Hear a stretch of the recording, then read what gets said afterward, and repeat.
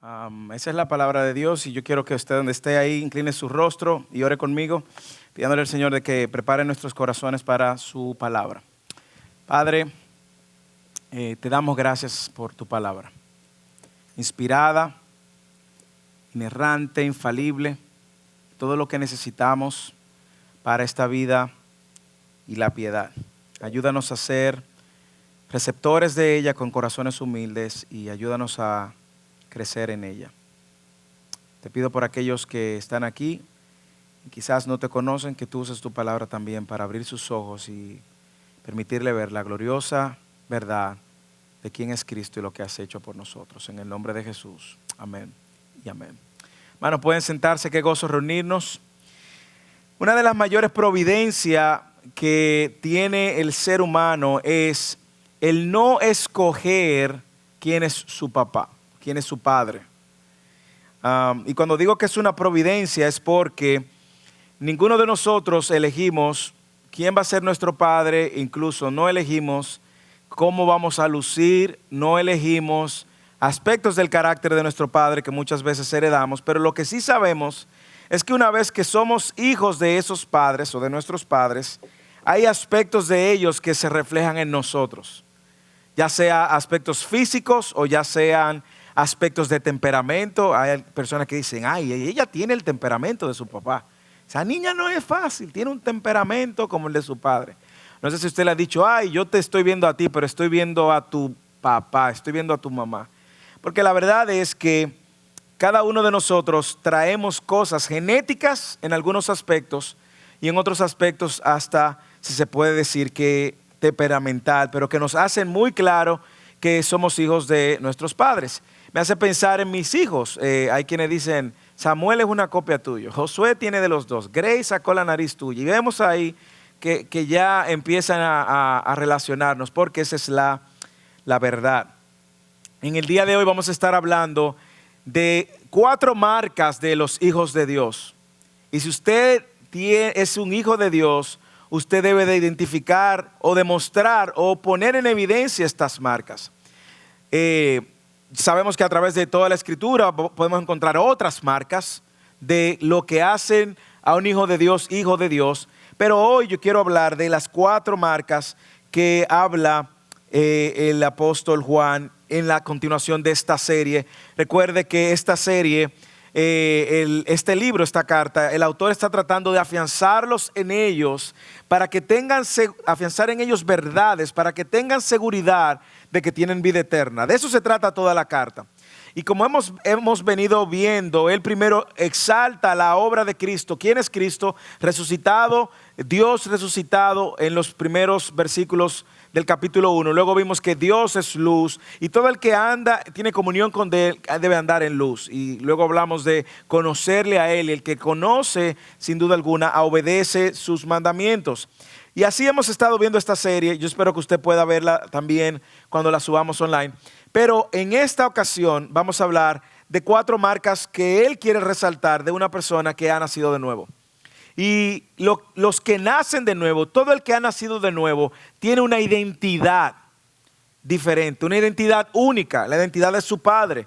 Y tiene también la responsabilidad de modelar esa identidad, el resultado de esa relación, ya que son marcas que no podemos alterar, viene con el nuevo nacimiento.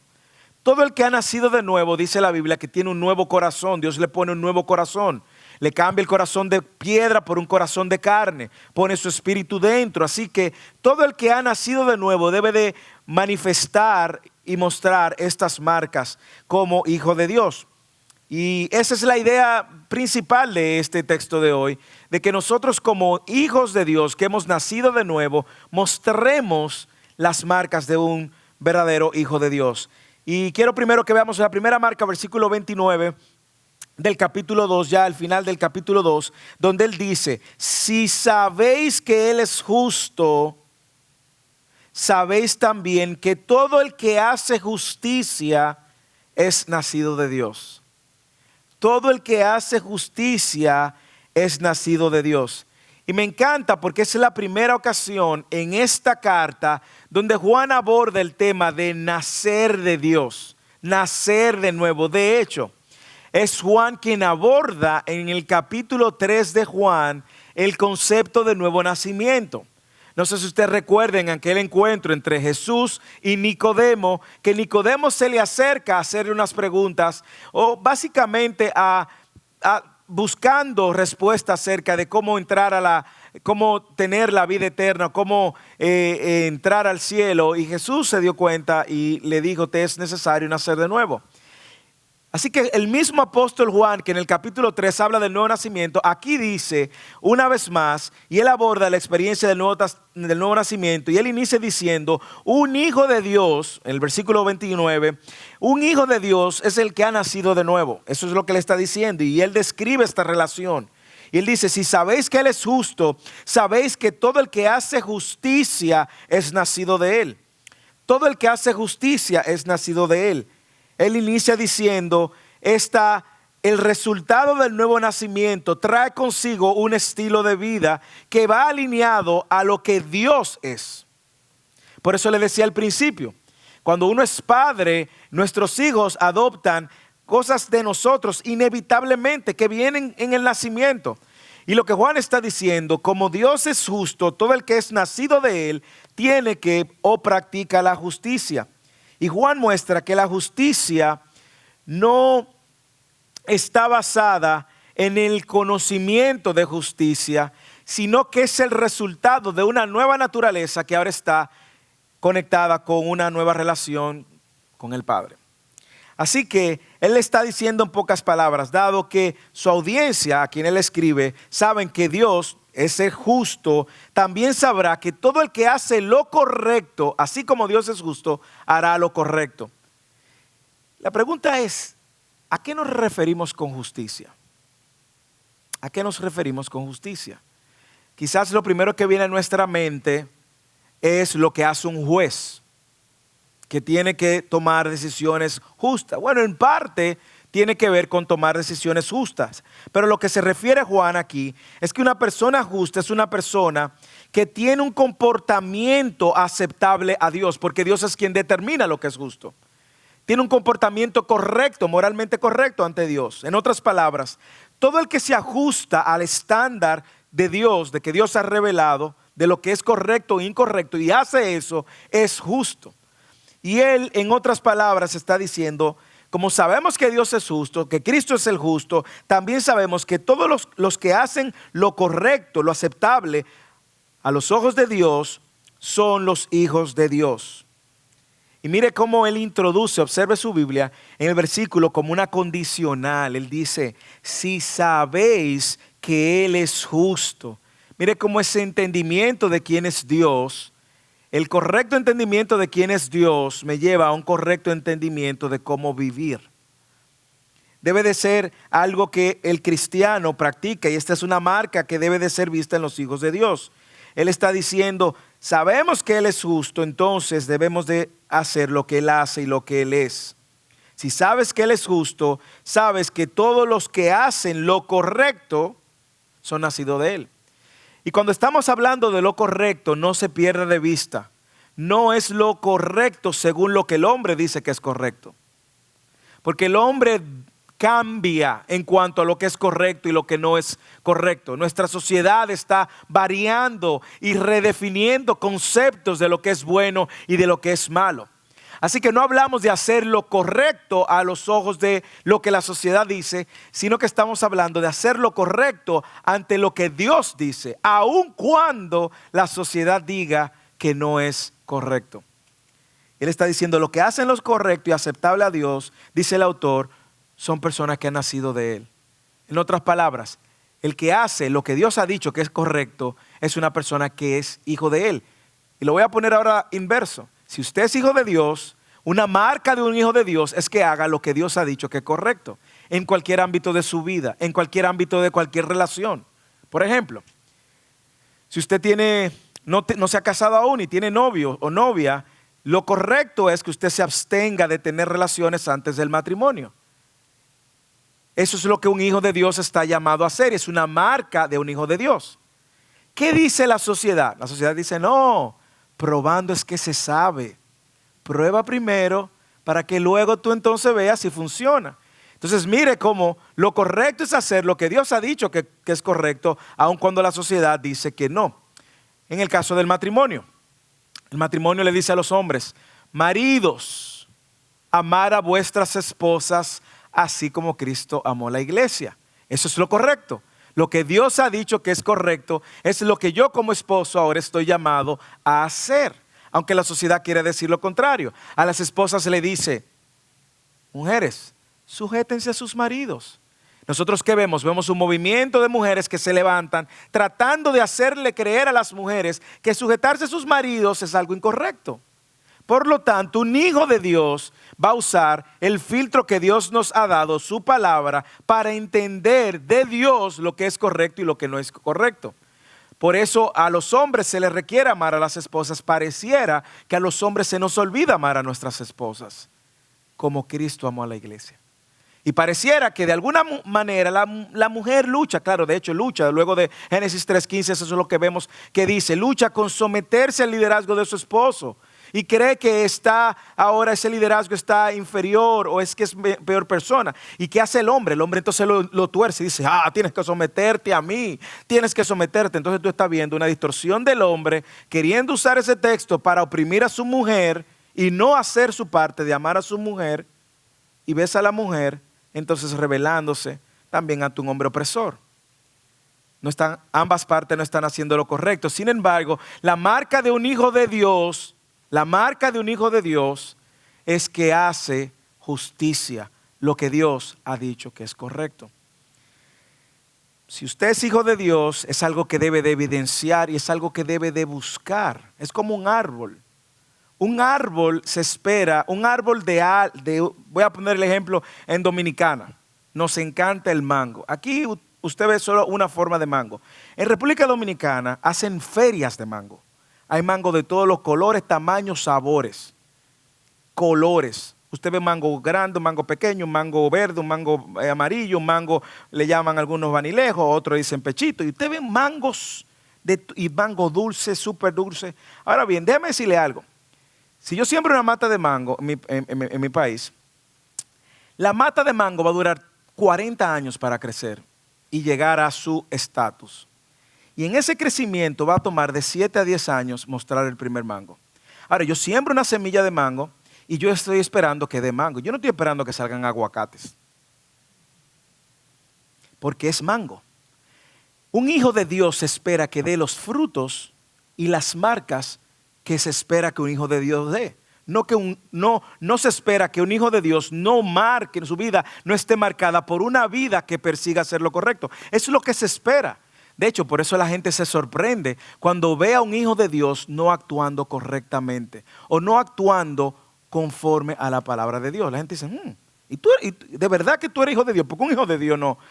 Le causa ruido, le causa un conflicto cuando ve que una persona que dice ser hijo de Dios no actúa como un hijo de Dios. Hermanos, hermanas, en cualquier situación, en el trabajo, en su familia, en su relación con su esposo, en su relación con sus hijos, en su relación con otro hermano de la iglesia, en su relación con los vecinos, en su relación con su pecado, en su relación, la Biblia dice que un hijo marcado de Dios, que es nacido de Dios, dice el versículo 29, hace justicia. ¿Por qué? Porque está ligado, vinculado a Dios, que es justo. Así que si estoy en Cristo, como dice la Biblia, yo soy la vid, y Cristo dijo, y vosotros los pámpanos. Si yo estoy unido a Cristo, entonces el fruto que sale de mí debe ser el fruto de uno que sigue a Cristo, de un cristiano, en cualquier área: matrimonio, relación padre-hijos, relación hijo-padres, relación uno a otro, relación de novios, relaciones, en cualquier área. Yo estoy llamado a poner en esa evidencia como una marca. Ser justo es realmente ser como Jesús es. Es imitar el carácter de Jesús. No vamos a llegar a ser como Él es, porque Él es infinito, Él es Dios, pero debo de hablar y usar y perseguir hacer la voluntad de Dios, que es quien ha dicho lo que es correcto. Así que lo que Juan está diciendo en pocas palabras, que la consecuencia lógica de yo estar conectado con Dios, como dice el versículo 29, si sabéis que Él es justo, si tú sabes que ese es justo y con ese justo tú estás conectado de Él porque naciste de Él, una marca tuya debe de ser que tú haces lo correcto. Como padre, como empleador, como empleado, como esposo, como hijo, como hermano, como soltero, como creyente. Su punto es simple. Una persona hace lo correcto ante los ojos de Dios, es una marca, es una señal de que es un hijo de Dios. ¿Por qué? Porque una persona que no es hijo de Dios no va a abrazar lo que Dios ha dicho que es correcto. Mucho menos en esta sociedad que dice todo lo opuesto. Todo lo opuesto. La segunda marca de un hijo de Dios, vimos la primera marca es que hace justicia, es una vida que se caracteriza por hacer justicia, pero la segunda marca es que un hijo de Dios tiene la esperanza de ver a Jesús y ser semejante a Él. Y a mí me encanta esta marca porque es algo que nosotros muchas veces olvidamos. Nosotros a veces vivimos la fe cristiana y no guardamos la esperanza de lo que nos espera. Vivimos el aquí y el ahora. Y nosotros no somos como los que no tienen esperanza. Hermanos, hermanas, usted sabe lo glorioso que es que un día veremos a nuestro Señor cara a cara. Y en ese momento seremos transformados. Mire lo que dice el texto, versículo 3. Me encanta cómo él introduce. Me encanta, lea y disfrute, saboree cada una de las palabras que Juan está tratando de comunicar. Mire cómo él dice, mirad cuán gran amor nos ha otorgado el Padre para que seamos llamados hijos de Dios. Y eso somos. Él empieza afirmando una vez más nuestra nueva identidad. Y a mí me encanta que él usa todos los componentes que él puede usar mientras escribe. Quizás si él estuviera hablando, te dijera, mira, saborea, disfruta. Si él estuviera hablando personalmente y tú lo vieras, te dirías, aprovecha, sácale provecho a la verdad de que tú eres un hijo de Dios. Pero él está escribiendo. Así que él dice, mira cuán gran amor nos ha otorgado el Padre para que seamos llamados hijos de Dios. Y afirma, y eso somos. Y luego dice, versículo siguiente, y eso somos. Por esto el mundo no nos conoce, porque no le conoció a Él. Amados, y aquí viene el tono otra vez afectivo de Juan. Amados, otra vez repite lo mismo. Ahora somos hijos de Dios. Y aún no se ha manifestado lo que habremos de ser, pero sí sabemos esto. Sabemos que cuando Él se manifieste, seremos semejantes a Él, porque le veremos como Él es. ¿Cuánto contenido tiene esos versículos? ¿Cuánta riqueza? ¿Cuánta verdad? La gente muchas veces, y a veces los cristianos, no atesoramos la verdad. Dos grandes verdades hay en ese texto. La reafirmación de que ser un hijo de Dios es un regalo del Padre. ¿Ok? No hay obra humana, no hay mérito humano que nos haga hijos de Dios. Es un regalo del Padre. Mirar con cuán gran amor nos ha amado el Padre, que nos ha hecho hijos de Dios. Y dice, y eso somos. Y mire la gran verdad de que somos hijos de Dios. Yo no sé si usted puede atesorar esa verdad. Hermano, hermana, usted y yo deberíamos vivir todos los días reflexionando. Cuando abrimos los ojos, reflexionando ante la verdad. Pero yo soy hijo de Dios. Pero yo soy una hija de Dios. Eso cambia, hermanos, su estatus en esta tierra y en el cielo. Y Él está afirmando esa gran verdad. Y la otra gran verdad que Él está diciendo, mire, todavía no sabemos cómo vamos a lucir aquel día, pero tenemos la seguridad de que le veremos y seremos tal cual, seremos semejantes a Él. En otras palabras, Él está diciendo, mire con cuánto amor nos ama el Padre, que nos llama sus hijos, y eso es lo que somos. Pero la gente de este mundo no reconoce que somos hijos de Dios, porque no le conocen a Él. Queridos amigos, ya somos hijos de Dios, pero Él todavía no nos ha mostrado lo que seremos cuando Cristo venga. Pero sí sabemos que seremos como Él, porque le veremos tal cual es. Yo creo que una manera de nosotros poder digerir la verdad, de caminar diariamente con la esperanza de que le veremos, y que la esperanza de que aún cuando no somos un producto terminado, hay una esperanza. Filipenses capítulo 1, versículo 6, usted sabe lo que dice. Pablo decía, yo estoy convencido de esto. El que empezó la buena obra en mí, la perfeccionará. Esperanza. Quizás ahora usted se ve como medio incompleto. Claro, todos nos vemos medio incompleto. Usted mira su interior y usted va a ver pecado. Usted mira su interior y usted va a ver deseos pecaminosos. Usted mira su interior y va a ver motivaciones pecaminosas y motivaciones engañosas. Estás incompleto, incompleta. Pero hay una promesa y hay una esperanza. Así que agarre esa promesa y agarre esa esperanza. Que Él dice, primero, que usted es hijo de Dios y eso no lo cambia nadie. Nadie cambia la verdad de que usted es un hijo de Dios. Nadie, ni usted mismo lo puede cambiar. Mis hijos no pueden cambiar ni lo que son genéticamente, que se parecen a mí, ni tampoco pueden cambiar que sean mis hijos, aunque ellos quieran. Ellos pueden decir, no quiero ser tu hijo jamás, pero no pueden, no lo pueden hacer. Son mis hijos y van a ser por siempre. Igualmente con nuestra relación con Dios. Nadie cambia la realidad de que somos hijos de Dios. Y el autor está tratando de llamar nuestra atención hacia esa gracia maravillosa que hemos recibido de Cristo. Él quiere llamar la atención y quiere que ellos puedan ver que ser hijo de Dios es un regalo del Padre. Él quiere que veamos que ser hijo de Dios es un regalo del Padre. Nosotros lo dijimos hace unos sermones pasados. No todo el mundo es hijo de Dios. No, nosotros quisiéramos que todo el mundo fuera hijo de Dios y a veces quisiéramos que nuestros hijos que no conocen al Señor y a veces quisiéramos que nuestros amigos que no conocen al Señor y a veces quisiéramos que nuestros familiares que no conocen al Señor, pero no todo el mundo. Recuerde lo que vimos en Juan capítulo 1 versículo 12 al 13, ¿lo recuerda? ¿Qué dice? Pero a todos los que le recibieron, a los que creen en su nombre, le dio potestad de ser hechos hijos de Dios. ¿Y qué dice después? Que no nacieron de sangre ni de la voluntad de carne, sino de la voluntad de Dios. Es decir, ser hijo de Dios es la evidencia del amor de Dios. Y eso no lo puede lograr uno humanamente. Es un regalo divino y un regalo de Dios. Y Juan quiere primero llamar la atención del lector y apuntarla hacia allá. Y quiere recordarnos que Dios mismo es quien nos ha elegido para ser parte de su familia.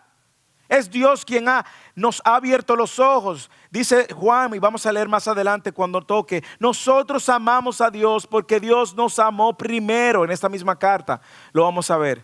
Es decir, que usted cuando dijo así, ay sí, Dios te amo, es porque ya Él había manifestado su amor. Y quizás no vamos a poder entender la magnitud de lo que significa ser hijo de Dios, pero déjeme decirle, yo creo que no existe una mejor posición en esta tierra que ser hijo de Dios. Sin duda alguna. A lo mejor usted pensará, o cuando niño crecía decía, ¿por qué yo no soy hijo de fulano? ¿O por qué mi papá no es fulano? ¿O por qué yo no soy hijo de... Si yo fuera hijo del presidente tal o del rey de Inglaterra, yo tuviera tanto privilegio, hermano. Mire, no hay nada mejor que ser hijo de Dios. Ser hijo de Dios es una manifestación del amor de Dios. Y es un amor que sorprende, y es un amor que nos asombra. No vamos a entender la magnitud de eso. Por eso luchamos en el día a día. En el día a día nosotros luchamos porque se nos olvida que somos hijos de Dios. Y por eso debemos de reflexionar nuevamente, diariamente en nuestro nuevo estatus. Ser hijo de Dios es lo mejor que le puede pasar a usted mientras respire en esta tierra. Lo mejor que le puede pasar es que usted sea hijo de Dios. Y Dios, cuando nos hace su hijo, básicamente nos está adoptando. Recuerde, yo creo que lo mencioné hace unos sermones pasados también. Dios pudo habernos perdonado y decir, Moisés, perdonado, entra al cielo. Y yo, wow, qué limpio me siento, libre de pecado. Y dejarnos ahí. Él pudo haber dicho, Moisés, no solo te voy a perdonar, ahora te voy a declarar que tú eres justo. Y yo en el cielo, ¡epa! Justo, perdonado y justo. Qué feliz. Pero Él va más allá y dice, eres mi hijo, te adopto. Y la adopción viene desde la época romana, el concepto de adopción. Era básicamente lo mismo que nosotros conocemos en esta época. Darle todos los derechos y privilegios a una persona que no es biológicamente tu hijo. Darle todos los derechos y privilegios. Partir la herencia. Eso viene desde la época romana. Y déjeme decirle que legalmente desde esa época, déjeme decirle que lo que Dios ha hecho con nosotros es básicamente eso, nos ha adoptado. Y ahora nos ha dicho, tú eres mi hijo, tú eres mi hija, tú eres mi hijo, tú eres mi hija y tú eres coheredero del reino. Juan quiere enseñarle este concepto de adopción, esta acción legal por la cual una persona se lleva a su familia a un niño que no es suyo y que no tiene y no tenía derecho, para darle todos los derechos y privilegios como si fuera uno. Así que, ¿cuál es la motivación que dice Juan que él lo hace? Amor. Mire cuán gran amor nos ha amado el Padre. Mirar con gran amor que nos ha amado el Padre. La motivación es el amor. El caso nuestro, por el cual Dios nos ha hecho su hijo, es por amor a Él, no por nada que vio especial en usted y en mí. Algo interesante que el texto dice, antes de enfocarnos en el tema de la esperanza, es que el mundo no conoce esto ni entiende eso. Por eso el mundo no nos conoce, porque no le conoció a Él. A diferencia del mundo, Juan está diciendo, a diferencia del mundo, los hijos de Dios lo conocen a Él. Pero el mundo no lo conoce a Él, ni lo va a conocer a ustedes, ni lo va a reconocer a ustedes, ni va a valorar lo que ustedes valoran, ni van a atesorar lo que ustedes atesoran, porque no lo conocen a Él. Y a veces nosotros nos rompemos la cabeza y queremos hacer luchas incluso más allá de lo que la iglesia está llamada a hacer, y luchas sociales más allá de lo que nuestros límites deben de hacer, creyendo que el mundo va a responder de igual manera a los requerimientos de Dios. No, el mundo no conoce a Dios. Y no nos va a conocer, no nos va a hacer parte de su dinámica de valores. A diferencia del mundo, los hijos de Dios sí le conocen. El mundo desconoce al Hijo de Dios porque tiene padres diferentes. El padre de los hijos de Dios, ¿quién es? Dios. Y el padre de los del mundo que no conocen a Dios, ¿quién es? Satanás. Jesús se lo dijo a los fariseos, ustedes no me oyen porque son hijos de su padre el diablo. Y es fuerte, pero es así. Así que un hijo de Dios tiene ahora esta esperanza de ser semejante a Él, de verle a Él, de verle cara a cara a Él, de encontrarse con Él. Porque solo los hijos de Dios tienen esta gran promesa y solo los hijos de Dios guardamos la esperanza de ver a Jesús y ser transformado por Él. Lee el versículo 2. Pero sabemos que cuando Él se manifieste, seremos semejantes a Él, porque le veremos como Él es. Llegará el momento donde la imagen de Dios será, y donde seremos, toda esta lucha que usted tiene interna y externa también, desaparecerá. Y seremos semejantes en un gran sentido. Lo que somos ahora va a contrastar con lo que seremos cuando le veamos. Y debemos de vivir en esa dinámica. Cuando usted esté luchando con algo, con algún pecado, con alguna situación, recuerde la esperanza que usted tiene. Recuerde que esto es temporal. Esto no es para siempre. Algún sufrimiento, alguna aflicción es temporal. Alguna lucha con su pecado es temporal. Recuérdelo. Nosotros seremos como Él. El autor dice seremos como Él. Y a mí me encanta de que esta promesa sí se va a cumplir, no como la promesa de Génesis que Satanás le hizo a la mujer. La mujer tenía motivaciones diferentes y Satanás le dice, mira, si tú comes del árbol serás igual a Dios. Y lo que movió a la mujer a la desobediencia fue justamente el querer ser Dios. Querer ser igual a Dios. Aquí es diferente. Aquí la motivación que nos mueve ahora es el saber que vamos a ser semejantes a Él porque somos hijos de Él. Porque nosotros sabemos que cuando Él aparezca seremos como Él es. Los creyentes nunca llegaremos a ser como Dios, nunca llegaremos a ser Dios, ya que Él es infinito, nosotros no. Pero podemos tener la seguridad que seremos semejantes a Cristo en un cuerpo resucitado, en un cuerpo glorificado, y seremos semejantes en santidad. Ya no habrá pecado, ya no habrá motivaciones incorrectas. Conocer eso nos debe de dar confianza, debe de motivarnos, debe ser un motor diario. Aun cuando usted se lleve decepciones en esta vida, recuerde su esperanza. Aun cuando usted esté lidiando con pecados y situaciones en su vida, recuerde que su encuentro cara a cara con el Señor completará ese proceso de glorificación. La Biblia dice que seremos glorificados. Y solo los hijos de Dios, cuando Él se manifieste, seremos semejantes a Él. Y eso es una esperanza que debemos de masticar. Mire cómo él va en 3 pasos, Juan. Él dice que primero Cristo se va a manifestar. Segundo, el creyente lo va a ver quién es Él y quién Él ha hecho. Y tercero, el creyente será como Él. Hermanos, atesoremos esas 2 verdades en esta mañana y mañana lunes y mañana martes, y luego el martes, el miércoles y el jueves. Atesoremos la verdad. El lunes recuerde que usted es hijo de Dios y eso no va a cambiar. El martes recuerde que usted es hijo de Dios, hija de Dios y eso no va a cambiar. El miércoles recuerde que usted es hija de Dios, hijo de Dios y eso no va a cambiar. El jueves, el viernes, el sábado recuerde que usted es hijo de Dios, hija de Dios y eso no va a cambiar. Y segundo, recuerde la esperanza que usted tiene. Aun cuando usted encuentre pecado y motivaciones incorrectas en su corazón y luche con eso, recuerde que un día usted no va a luchar más con eso.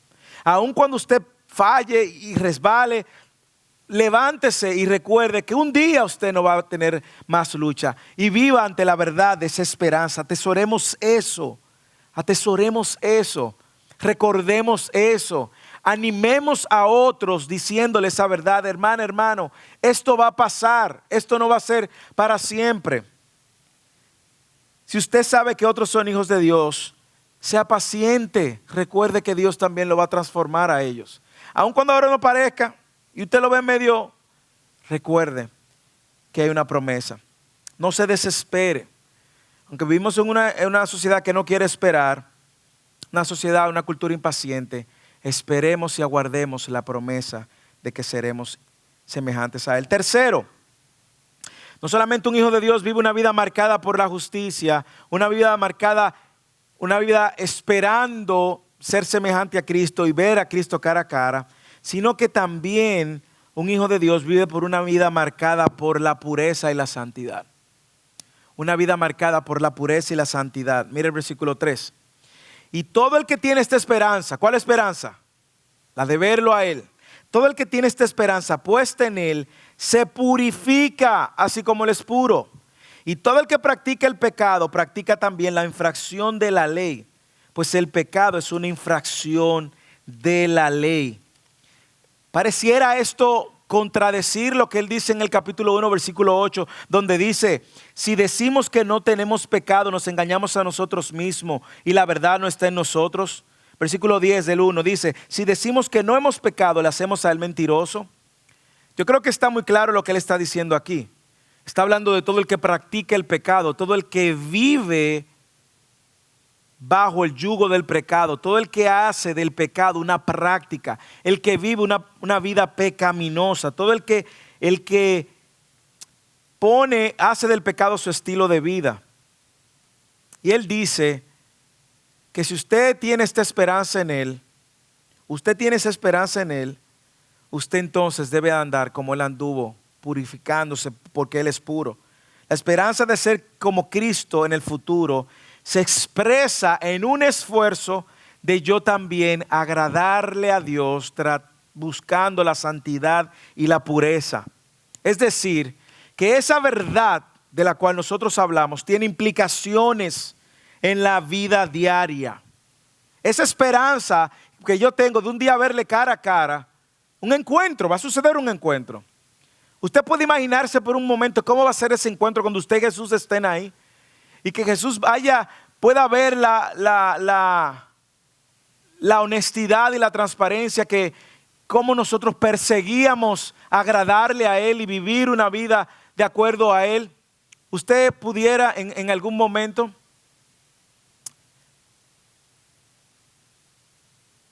estoy haciendo una pausa porque Eddie se paró en la cámara. Gracias. Así pueden editarla. Okay. Usted puede pensar en eso por un momento. Hay implicaciones diarias. Nacer de nuevo, ser hijo de Dios, debe de crear en nosotros una vibrante esperanza de que nos motive una vida de santidad. Algo debe suceder en nuestra vida cotidiana. Por eso debemos de saber que un hijo de Dios no es un asunto del fin de semana. Un hijo de Dios vive persiguiendo esta vida de pureza y esta vida de santidad. Porque hay una esperanza que implica una expectativa futura. Y un día yo me voy a ver cara a cara con Él. Y voy a verme cara a cara con Él. Y esta vida como hijo de Dios está marcado por yo perseguir eso. Yo debo de buscar, anhelar eso. Una confianza en Dios, en su provisión, una confianza de que también el Espíritu de Dios mora en mí y me ayuda ahora a poder perseguir esa vida de pureza. Sin Dios y sin el Espíritu es puro legalismo, es imposible. Nuestra esperanza está basada en quién es Cristo. Mire cómo dice el texto. Y todo el que tiene esta esperanza puesta en Él se purifica, así como Él es puro. Así que el fundamento de nuestra esperanza es Cristo. Es Cristo. El fundamento de nuestra santificación es Él. Todo el que tiene su esperanza puesta en Él se purifica como Él es puro. Eso me hace pensar en textos como sed santo porque yo soy santo. La razón, la motivación, el fundamento por el cual yo persigo la santidad es porque Dios es santo. Y mire cómo Él contrasta esto, diferente a como todo el que vive en el pecado. Versículo 4, léalo. Todo el que practica el pecado practica también la infracción de la ley, pues el pecado es infracción de la ley. Juan ahora pasa a mostrar de cómo luce un hijo de Dios a cómo luce uno que no es. Cómo luce uno que busca la pureza y la santidad a cómo luce uno que practica el pecado. Porque es incompatible en un hijo de Dios vivir en pecado. Y déjeme decirle, Él no está diciendo que un cristiano no peca. No eso es lo que Él está diciendo. Sabemos que el cristiano va a pecar, va a caer en algún momento.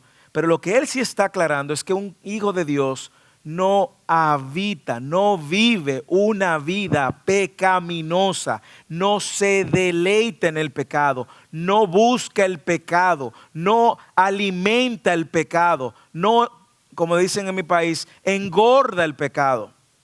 Él hace ese contraste. Un hijo de Dios anda como Él anda, busca lo que Él busca, quiere lo que Dios quiere.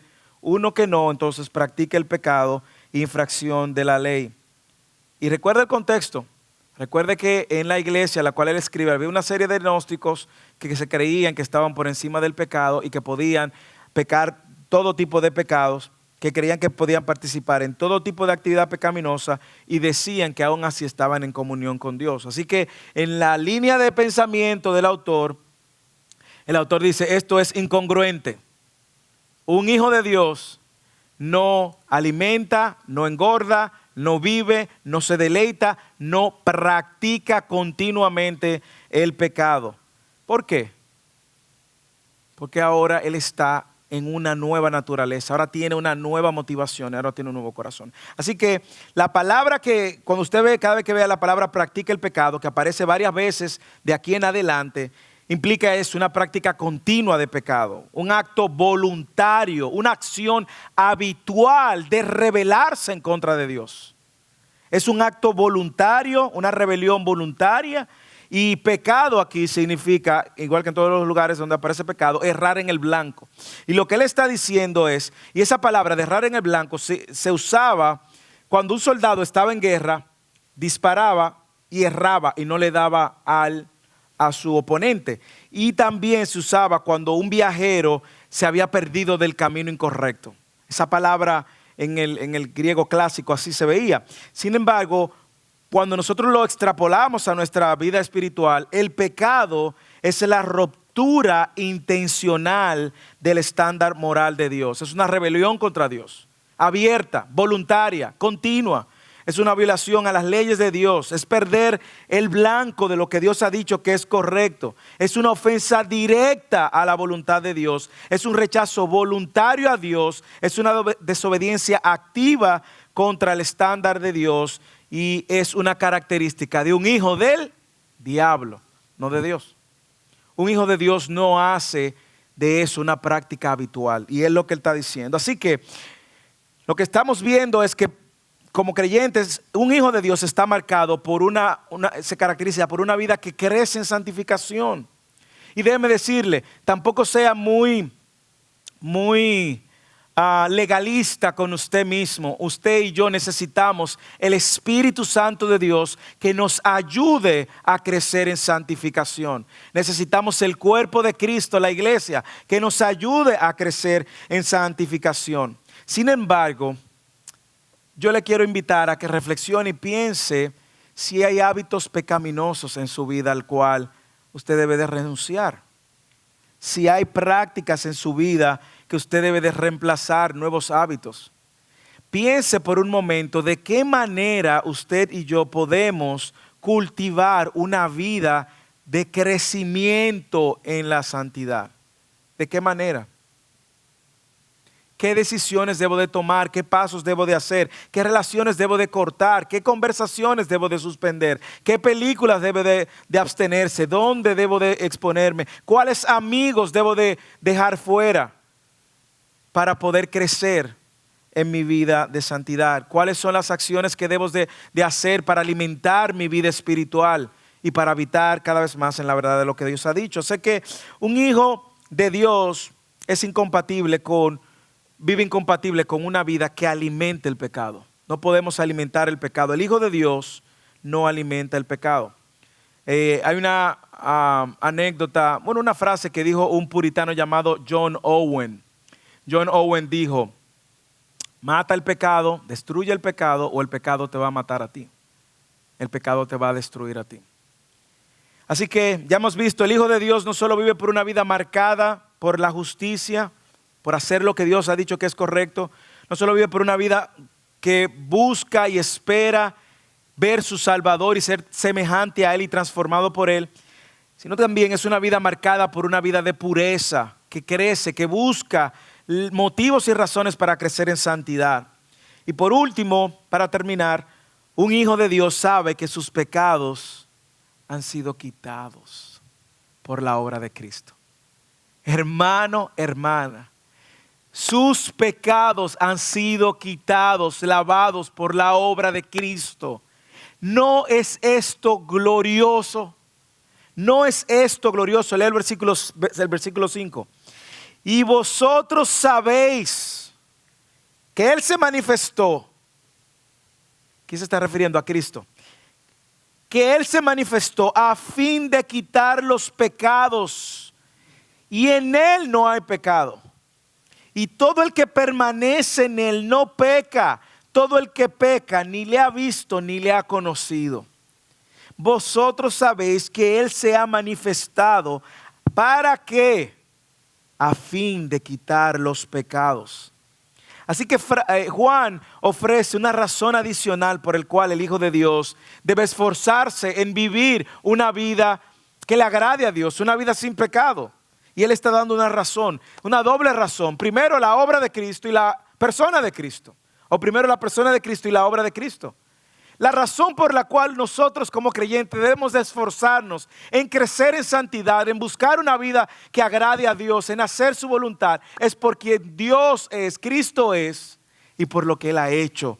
Él se manifestó a fin de quitar los pecados y en Él no hay pecado. Usted puede reflexionar por un momento.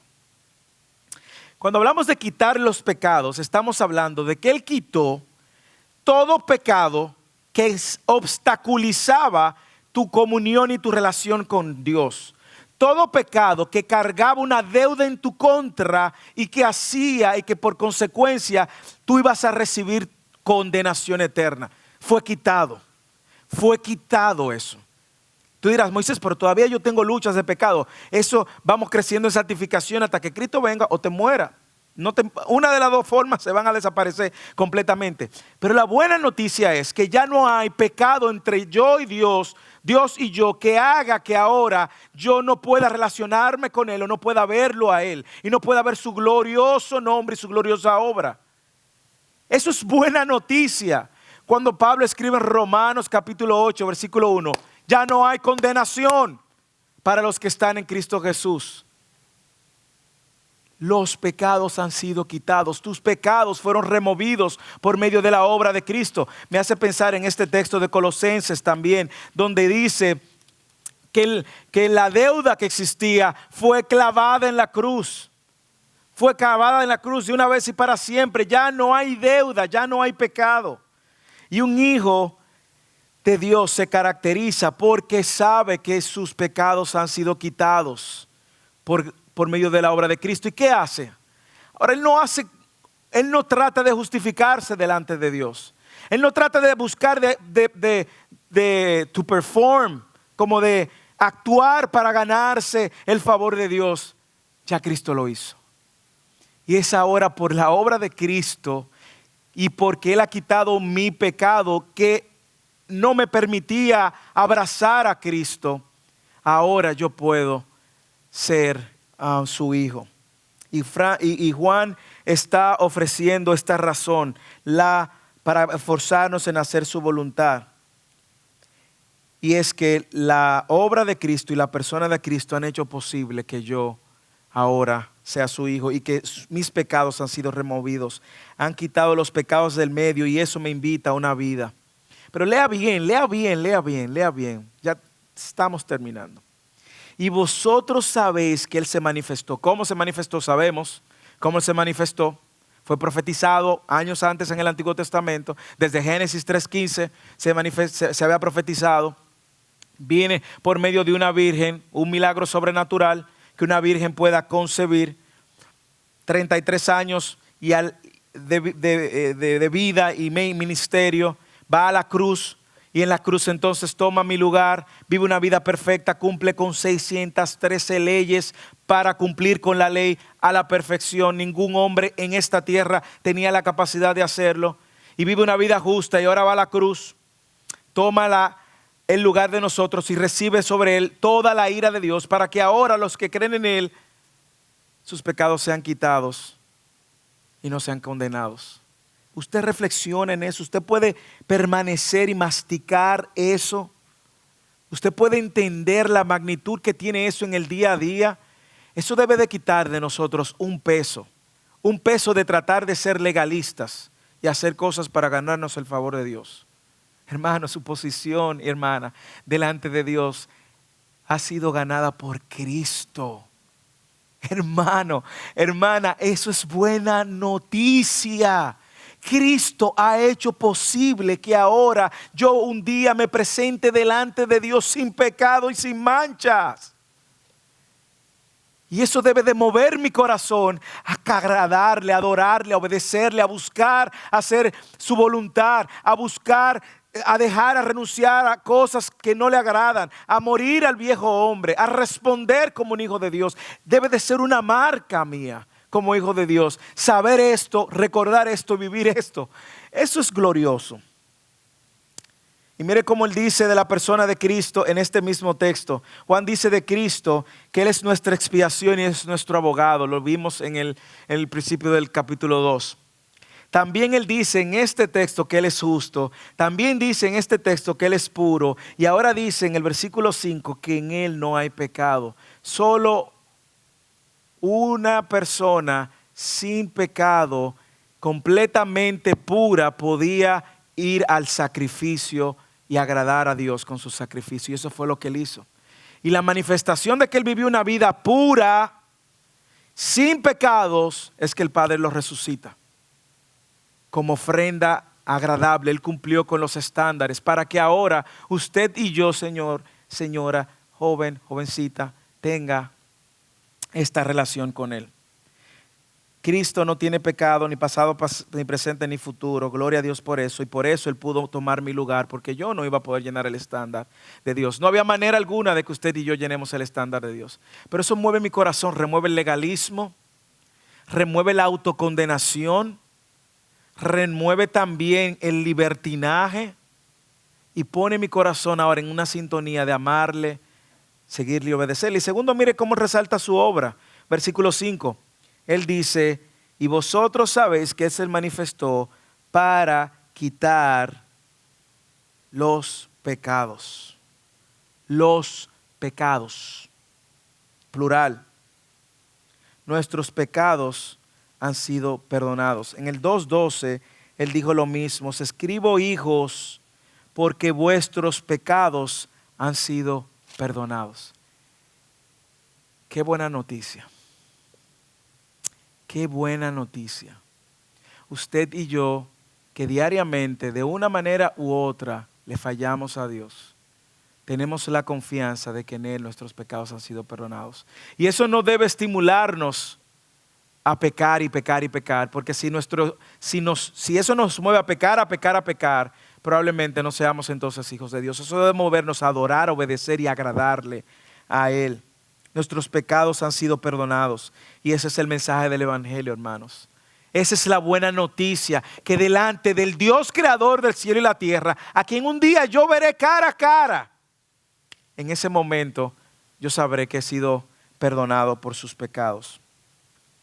Todo el que permanece en Él, mire que nos recuerda esto para que lo ponga en práctica el lunes, permanezca en estas verdades, mastique estas verdades, abrace estas verdades, repite estas verdades, dígale a otros cristianos estas verdades, viva estas verdades. El versículo 6, todo el que permanece en Él no peca.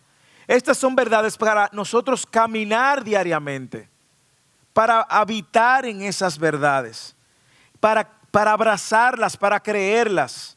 El que le ha visto y le ha conocido, como Juan viene desarrollando, debe de permanecer en Él. Y eso es una evidencia y una marca de un hijo de Dios que busca crecer y perseguir esas verdades. La verdad de que nuestros pecados han sido perdonados por medio de la obra de Cristo y eso debe moverme a mí a andar en pureza.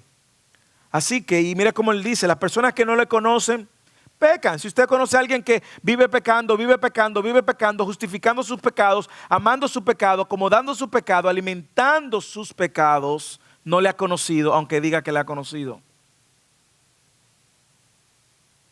Aunque diga que le ha conocido. Termino con esto. Y quiero hacer la aclaración otra vez. Juan no está diciendo que un verdadero cristiano no peca. Él no está diciendo eso. Lo que Juan está diciendo, y él nos aclaró eso en el capítulo 1, versículo 8 y 10, como leímos. Lo que Juan está diciendo, aunque que los cristianos fallan, un cristiano puede caer, pueden confiar que sus pecados han sido perdonados, pero puede saber que la marca de un hijo de Dios es que va a perseguir la santidad y la pureza. No vivir y alimentar ese pecado. Debemos de recordar que el pecado y el perdón de nuestro pecado costó la sangre del Hijo de Dios. La gracia es gratis, alguien dijo, pero no barata. El perdón de los pecados es gratis, pero no fue barata. La marca de un hijo de Dios es que en gratitud no sigue pecando, persigue buscar el pecado. El que permanece en Cristo no puede permanecer en pecado. Alguien dijo, el creyente puede caer en pecado, pero no caminará en el pecado. Y estos versículos quieren enseñarlo esto. El pecado, la vida del pecado y el Cristo es irreconciliable. No es posible porque Cristo te da un nuevo corazón y una nueva naturaleza. Así que el que vive la vida del pecado de manera continua es aquel que no permanece en Él. Y eso fue lo que él se refirió cuando hablaba de aquellos que se fueron y que no permanecieron con nosotros. ¿Por qué, hermanos? Porque el Hijo de Dios, por medio de la obra de Cristo, ha experimentado una ruptura con el pecado. Y su relación con el pecado ya no es la misma. Así que las marcas, a la luz de este texto, pudiéramos buscar otro texto y buscar otras marcas, pero a la luz de este texto, las marcas de un creyente es que, primero, es una persona que hace justicia, hace lo correcto ante Dios, porque ha nacido de Dios y Dios es justo. Es una persona que tiene la esperanza, camina con la esperanza, no puesta en esta tierra ni en la gente de esta tierra, sino la esperanza puesta en Cristo y que un día estará delante de su Dios. ¿Usted no anhela ese momento?